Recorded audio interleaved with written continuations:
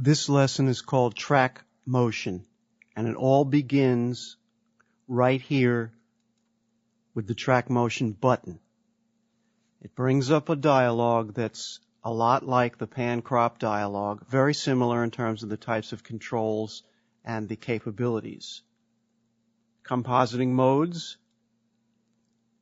We can enable rotation or disable rotation, enable snapping, edit in the object's space or the camera's space. This chooses the object space. We can prevent X movement and or Y movement. We can lock aspect ratio and scale about the center.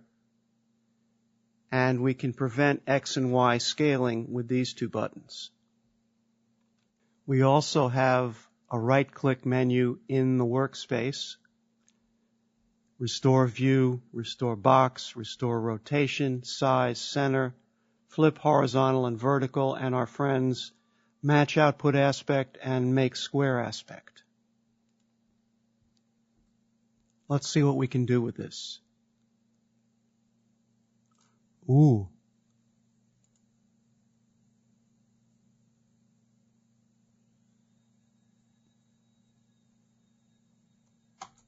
How did we do it?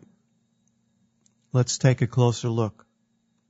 What I have here is a point that I'm going to move to this position toward the end. I'm going to create a new point in the beginning. And then I'm going to restore this so that in the beginning it's going to be like that.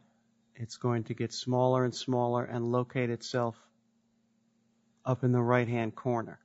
On this track, I've done a couple of other things. Let's mute that so we're just looking at here. Starts out full frame, gets smaller, then it starts to rotate.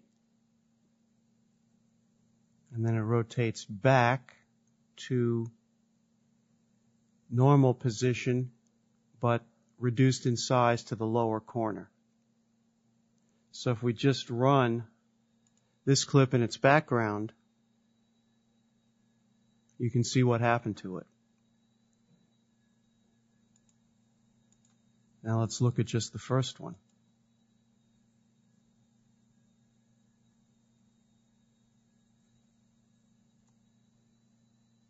And now together.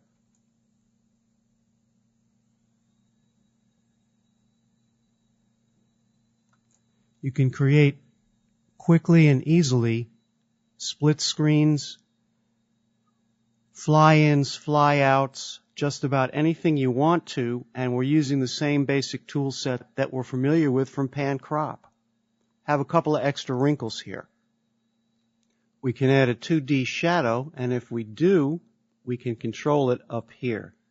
What color do we want it to be? Let's make it a color that we can see. Now we have shadow and glow.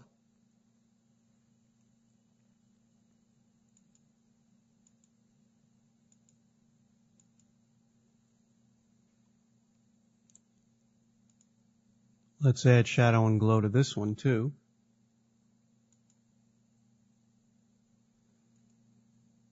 Now note that we get a yellow triangle here. This tells us that the color we've chosen is not broadcast safe. All we have to do is click in the box here and Vegas automatically corrects it to a broadcast safe color.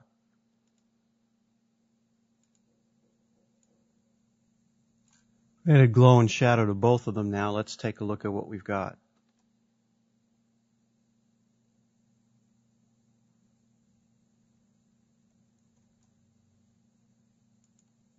Not bad.